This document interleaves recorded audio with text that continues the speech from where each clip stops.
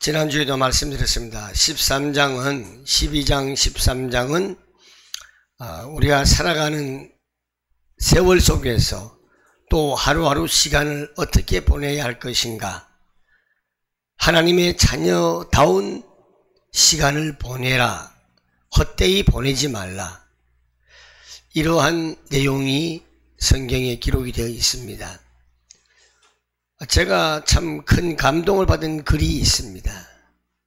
사랑하는 시간도 부족한데 어찌 미워하겠느냐, 미워하는 시간이 있겠느냐. 다시 말해서 사랑을 하는 시간도 부족한데 어찌 남을 미워하는 시간이 있겠느냐. 이 말이 참 저에게는 감동이 되었습니다. 오늘날 나를 사랑하는 것은 굉장한 그 열정이 있고, 남을 사랑하는 것은 그 열정보다는 별로인 것 같습니다. 한 남녀가 사랑을 한다고 하지만은 내가 저 여인을 사랑한다는 것은 정말 그 여인을 사랑하는 것일까, 그 여인을 위하는 것일까, 이것보다는 내가 좋아서 일방적으로 사랑할 수도 있습니다, 서로가. 그래서 제가 우리 처남한테도 이런 말을 했습니다. 우리 애들한테도 너 좋아하지 말아라, 사랑해라. 좋아하는 것은 한계가 있다. 좋아해서 결혼하지 말아라. 사랑을 해야 된다. 좋아하는 것은 이게 유통기한이 있다. 그러나 사랑은 유통기한이 없다. 자, 이렇게 말을 한 적이 있습니다. 왜냐하면 좋아하는 것은 아무리 이쁘고 잘생겨도 유통기한이 있습니다. 좋아하는 마음이 사라집니다. 그러나 사랑이라고 하는 것은 마주 보는 것이 아니라 한 목적지를 두고 열차 레일이 항상 두 바퀴가 그 레일 따라서 목적지까지 가듯이, 사랑은 하나님을 섬기는 우리가 하나님을 바라보고 그 한 비전으로 나아가는 것이, 그것이 진정한 사랑이지, 좋아하는 것은 서로가 마주 보는 것이다. 마주 보는 것은 언젠가는 한계가 있다. 여러분, 그렇지 않습니까? 결혼을 했습니다. 서로 마주 보고 있습니다. 아무리 코가 이쁘고 눈이 이뻐도 시간이 지나면요, 코가 이쁜지 눈이 이쁜지 몰라요. 그러나 사랑은 그렇지 않습니다. 그래서 우리는 이웃을 사랑하는 이웃이 되어줘야 되고, 사랑하는 이웃이 되어줘야 합니다. 그래서 이웃이란 이런 말이 있죠. 우리가 이웃 사촌이라는 말이 있습니다. 왜 그럴까요? 친척이라도 멀리 있는 친척보다는 내 옆집에 사는 이웃이 낫다. 그래서 이웃 사촌이라고 합니다. 그런데 오늘날은 이웃이 사촌이 아니라 이제는 경계의 대상이 되고 있습니다. 이웃과 친해지거나 사귀는 것이 쉽지는 않습니다. 예전에는 서로 먹을 것도 통용하고 나눠주고 했습니다. 저도 어릴 때 부모님 심부름 많이 했습니다. 무슨 음식을 하면 조금 어려운 집에다가, 경만아 이거 누구 집에 갖다 줘라, 누구 집에 갖다 줘라. 그때는 갖다 주기가 되게 싫더라고요. 이거 심부름도 한두 번 하는 것이지. 예전엔 그러한 정들이 많았습니다. 그리고 부모를 공경하고 어른을 공경하는 마음들이 많았습니다. 저는 참 감사한 것이, 제가 전철을 타고 다니면은 제가 양보할 수 있는 은혜가 아직도 남아 있어서 너무 감사합니다. 저보다도 조금 나이 들어 보이면은 앉으세요. 알고 보면 저보다 나이가 젊어요. 그러나 속상하지는 않습니다. 남한테 내가 베푼다는 것이 얼마나 감사한지 몰라요. 어떤 꼬부랑 할머니가, 저는 양보하고 일어섰는데 새파랗게 젊은 우리 자식들 같은 존경스러운 분들이 앉아가지고 일어나질 않아요. 제가 계속 째려보고 있죠. 계속 째려보면 결국은 그때 눈치채고 자리에 일어서요. 이런 마음들이 제가 자랑이 아니라 제 마음에 아직 있구나. 이웃을 사랑하는 마음이 있구나. 이것이 얼마나 감사한지 모릅니다. 요즘 사람들이요, 예전에는 박하삼명이라도 주면은 감사합니다 하고 먹는데 요즘은 주면 안 먹어요. 거절해요. 왜 그럴까요? 그 내용물에 뭐 혹시나 마약이 들어있지 않나. 사실은 그래요. 뭐 안 좋은 것이 들어있지 않나. 이러한 세상이 되었습니다. 이러한 세상에 하나님의 자녀들이 과연 무엇을 했습니까? 이웃을 사랑하는 마음을 우리가 보여줬습니까? 내가 어려운 이웃에게 이웃이 되어 좋았습니까? 너희는 세상의 빛과 소금이라고 했는데, 하나님께서는 우리에게 빛과 소금이라고 했는데 우리가 빛된 삶을 살았습니까? 소금된 삶을 살았습니까? 세상이 이렇게 변했습니다. 오늘 주님께서 말씀하시는 것은 뭐냐? 이유를 묻지 말고 조건을 따지지 말고 그래도 이웃이 되어주라. 이웃이 되어주라고 했습니다. 그 이웃에게 줄 것은 육신을 위한, 육신에 필요한 것을 주는 것이 아닙니다. 정말 본질적인 것을 주어야 합니다. 그 본질적인 것은 그들의 문제가 되는 모든 것을 해결할 수 있는 복음을 줘야 합니다. 다시 말해서 입을 것, 먹을 것이라는 육신에게 유익을 주는 컨텍스트가 아니라 텍스트라고 하는 복음을 줘야 하는 것입니다. 저는 이번에 스리랑카를 다녀왔습니다. 이들이 이번에 엄청 깜짝 놀라고 한 것이 뭐냐? 예수는 왜 예수인가 그리스도가 무엇인가를 몰랐던 거예요. 그냥 교회 나와서 예배하고, 제가 첫날은 버스 타고 우리 승합차 타고 한 6시간 걸려서 갔습니다. 서울로 비유하겠습니다. 저기 광주, 목포까지 갔습니다.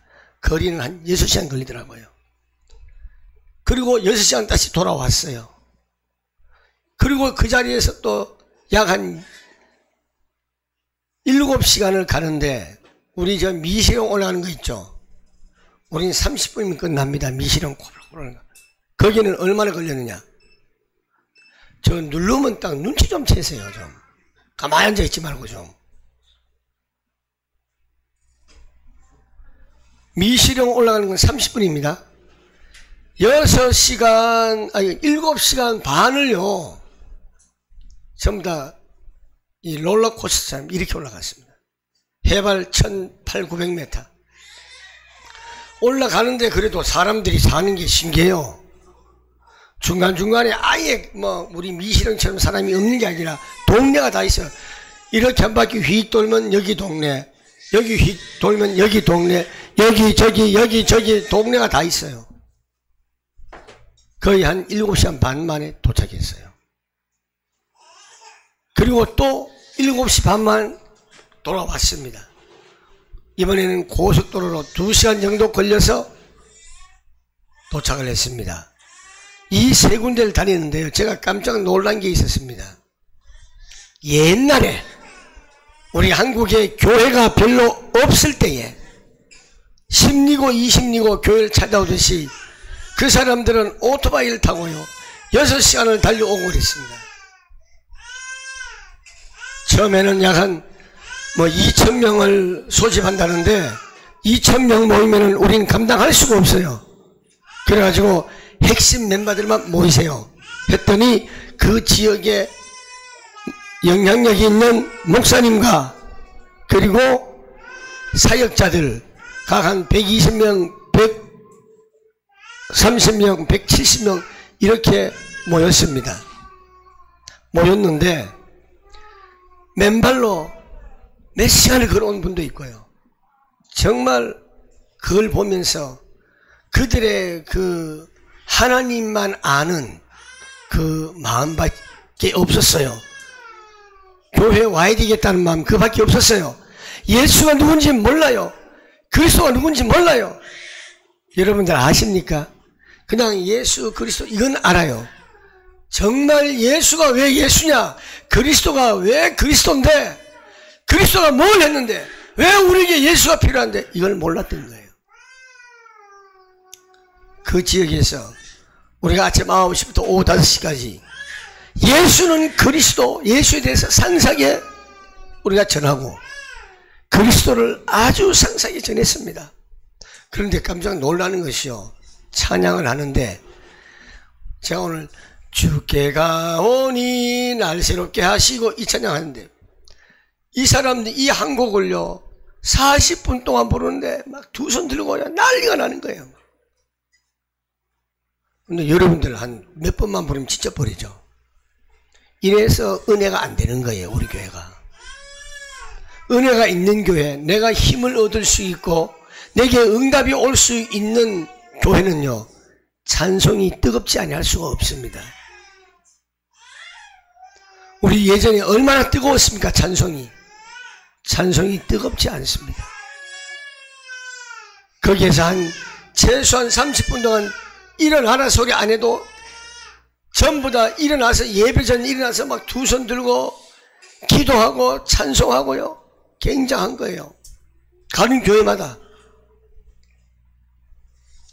그래서 예수 그리스도 맨 마지막 시간에 우리가 1시간 30분씩 강의를 했어요. 한 30분은 찬송을 하고 우리는 1시간 30분 하니까 우리가 힘이 빠져요. 통역을 2번씩 하고 3번씩 해요. 우리 한국어, 그 다음에 그쪽에 그 영어, 그 다음에 부족 언어. 거기는 싱갈라족과 타밀족이 있고 싱갈라족은 완전 원주민이고 타밀족은 인도에서 붙들려 내려온 사람들이고 포로로 잡혀갖고 일하러 내려오고, 이 스리랑카는 스리라는 말은 아름다움이란 뜻입니다. 랑카는 땅이란 뜻이고요. 아름다운 땅. 원래 이 스리랑카라는 그 이름은, 나라가 원래 이름은 우리가 예전에 조선이라고 그랬잖아요. 고려 조선 그랬죠? 그 나라는 실론이라고 합니다. 실론. 실론이 뭔지 아세요?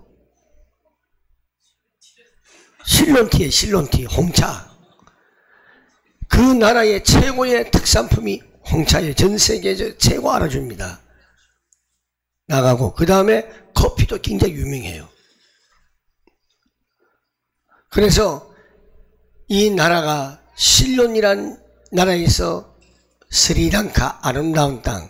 제가 마지막에 우리 항상 그 지역에 가서 마지막에 기도할 때에, 또 기도할 때도 그분들은 우리 한국에 오신 목사님들이 기도해 달라고 기도를 하지요. 찬양을 하면서 기도하는데 어떻게 되었는가 하면요, 기도하는 가운데에 우리가 다른 기도 안 했어요.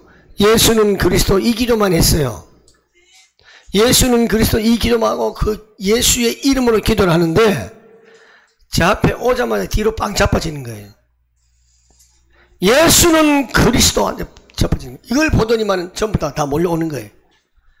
기도하는데 우리가 미는 것도 아니고 그냥 자빠지는 거예요. 그냥 막 떨어져 나가는 거예요. 그리고 막 귀신이요, 그 안에 들어있던 귀신들이 소리 지르면서 나가는 거예요. 그냥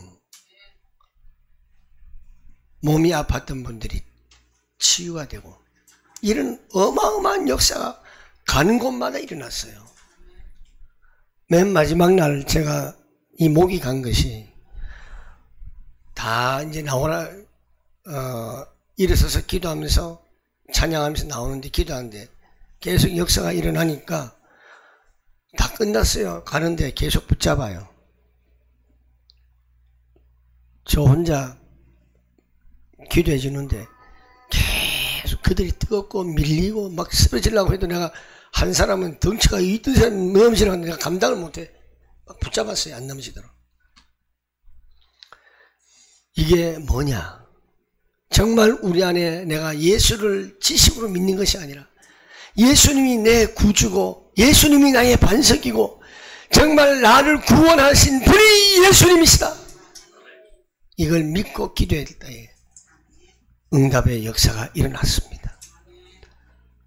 그리고 깜짝 놀란 것이 거기에 계시는 저하고 한 10살 차이 나는 목사님이 있어요. 70년생이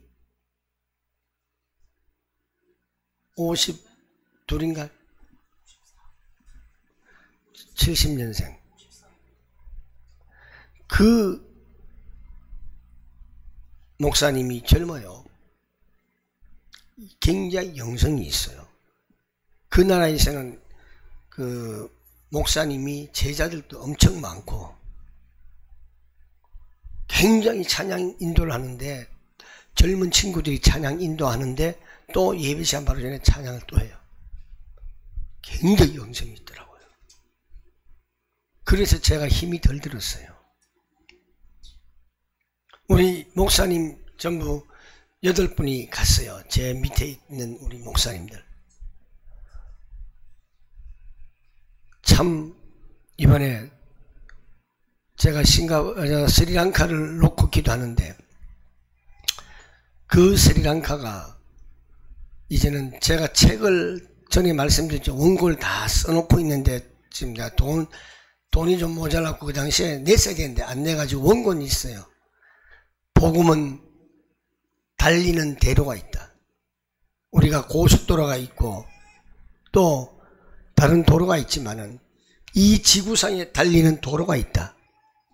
방향은 서진을 한다. 복음은 예루살렘의 말구유 아이의 울음소리를 천지 진동을 시켜서 그 복음이 서쪽을 향해서 지구본 달려온다.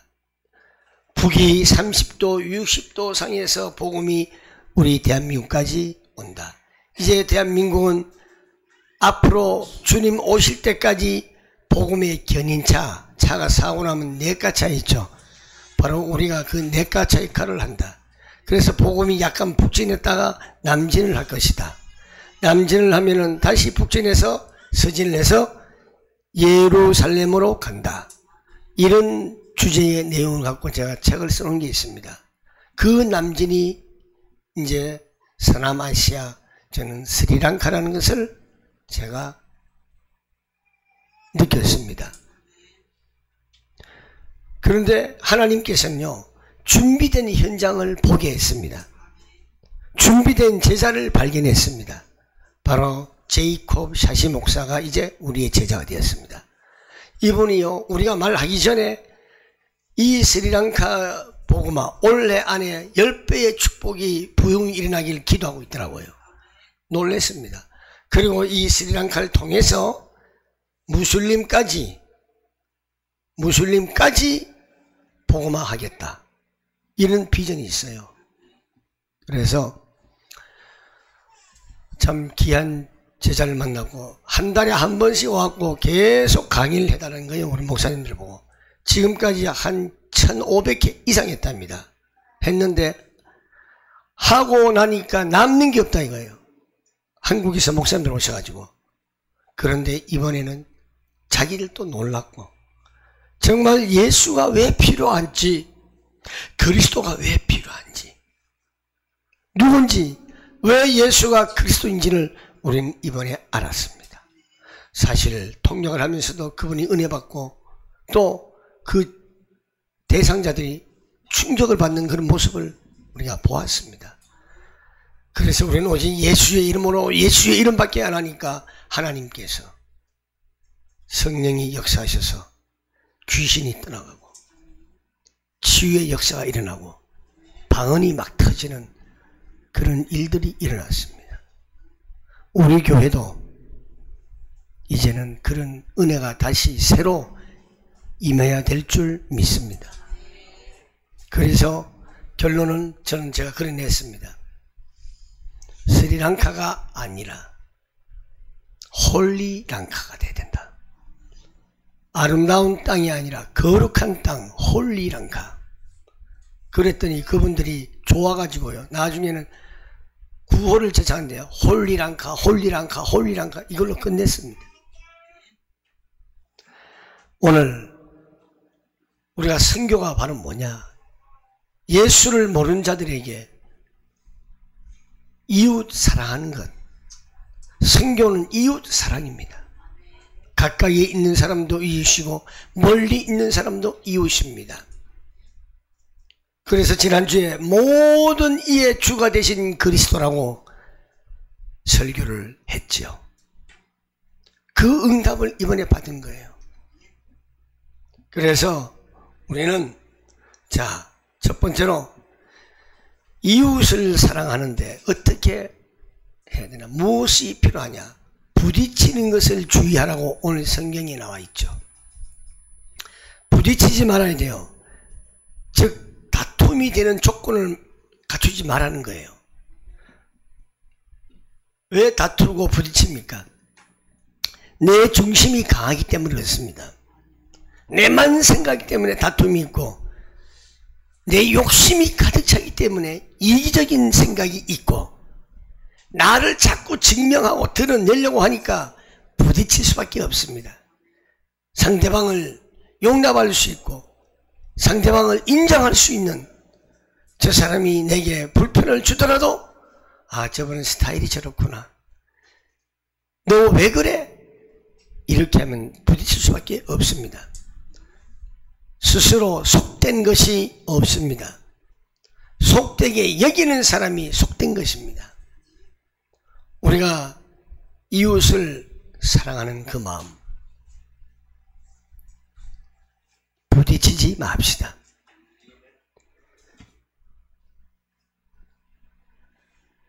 그리고 우리가 8명이 출발했습니다. 좀 저렴하게 가려고 중국 상하이에서 트랜스포를 해가지고 갈아탔습니다. 비행기가 중국에 딱 도착하자마자 공안이 딱 들어와갖고 내 옆에 앉아있는 사람을 저하고 셋이서 패스보드를 보자는 거예요. 패스보드. 보더니만은 유 그래요. 데리고 나가요. 근데 난 이 사람들이 내가 여기에 대장인데 위원장인데 나를 안 데려가고 유 하면서 데리고 나가요. 기분 나쁘게. 이 사람들이 쭉 프리패스 하는 거예요. 나가는, 우린 다시 거기 가서 수속을 밟고 또 타야 되니까. 그러더니만 사람이 안 와요. 둘이서. 우리는 어쩔 수 없이 거기서 몇 시간 대기했다가 스리랑카 가는 비행기 타고 도착했습니다. 도착한 동안 내내 우린 기도했어요. 혹시 그분들이 예전에 북한 선교 사역을 했고 그 탈북을 약간 도와준 그런 한 10년 전에 이력이 있어요. 북한 가서 또 교회 가서 설교하고 막 이런 이력이 있어요. 그것 때문에 아닌가 해서 우리는 막 기도했죠. 밥을 먹어야 되는데 밥이 들어옵니까? 밥도 안 먹고 누구도 소리 안 하고 계속 입으로 중을 전부 다 시키서 하는데 중얼중얼거리고 눈 감고 있어요. 기도했어요.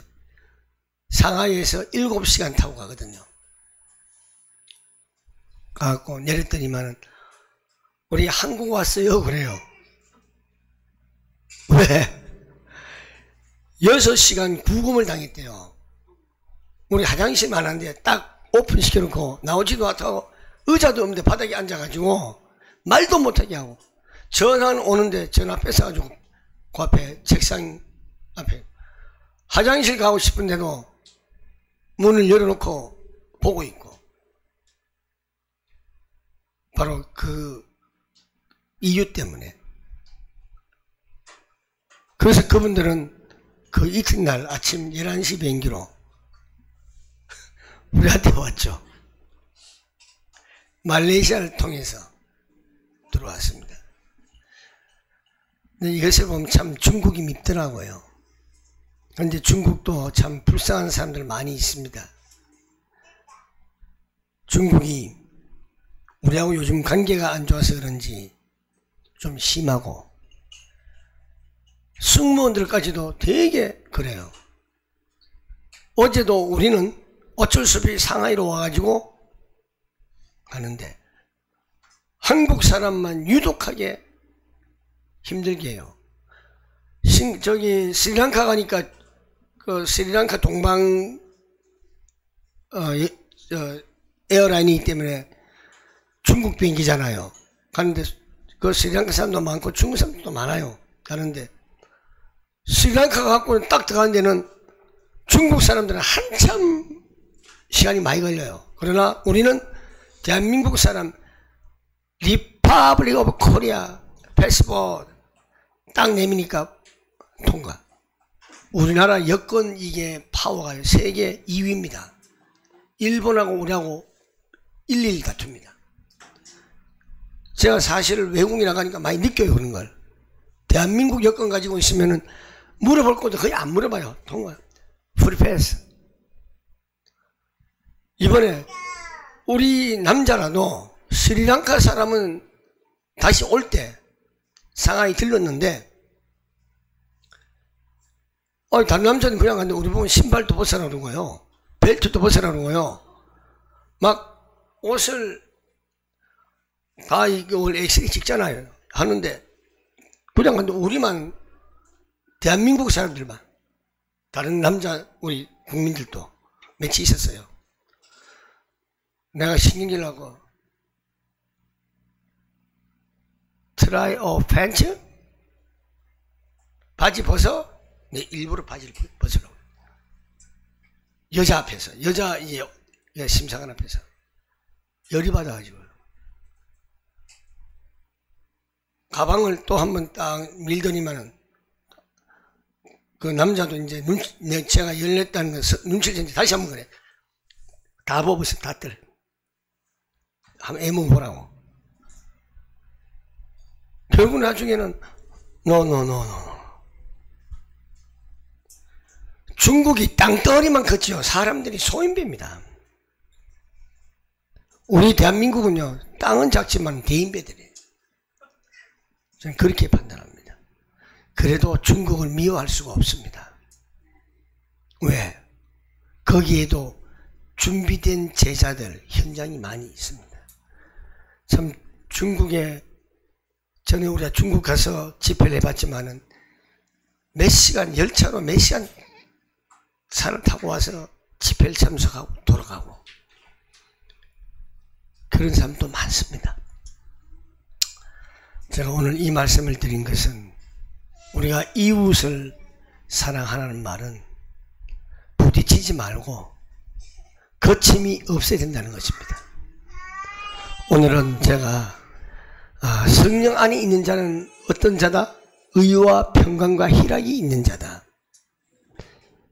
그리스도를 섬긴 자는, 그리스도가 내 안에 주인인 자는 의와 평강과 희락이 성령 안에 있는 자다. 하나님을 기쁘시게 하고 사람에게 기쁨을 주는 하나님의 자녀가 되길 바랍니다. 일이나 행동을 하는 데 있어서 방해가 되지 않기를 원합니다. 그래서 우리는 항상 덕을 세운데 힘쓰길 바랍니다. 결론을 맺겠습니다. 우리의 삶은 믿음이 있어야 됩니다. 교회 안에서만 믿음이 있는 척 해서는 안 됩니다. 교인들끼리만 믿음이 있는 척 해서는 안 됩니다. 내 이웃들에게 믿음이 있는 모습을 보여줘야 합니다. 믿음을 따라 하지 아니하면 정죄받을 수밖에 없습니다. 믿음을 따라 하지 않는 것은 모든 것이 다 죄입니다. 우리는 믿음으로 하나님의 자녀가 이 세상에서 역할을 해야 합니다. 사랑을 전하는, 복음을 싣고 전하는 역할을 해야 합니다. 그래서 이웃이라는 이 플랫폼을 확실하게 구축해야 될 줄 믿습니다. 기도하겠습니다. 좋으신 하나님 감사합니다. 우리는 내 이웃을 내 몸과 같이 사랑하라고 하는 주님의 말씀도 있지만은 그 말씀을 우리가 실천하기가 너무 힘듭니다. 너무 어렵습니다. 그래도 고난을 참고 감수하는 것이 하나님 영광된 자녀로서의 삶이라는 것을 깨닫게 하여 주옵소서. 우리는 믿음으로 이웃이 되어줄 수 있는 넉넉한 마음을 주시고 오직 예수는 그리스도를 생명의 말씀을 전할 수 있는 이웃이 되게 하여 주옵소서. 부딪히는 일이 없게 하여 주시고 거침이 되지 않는 이웃이 되게 하여 주옵소서. 예수님의 이름으로 기도하옵나이다. 아멘.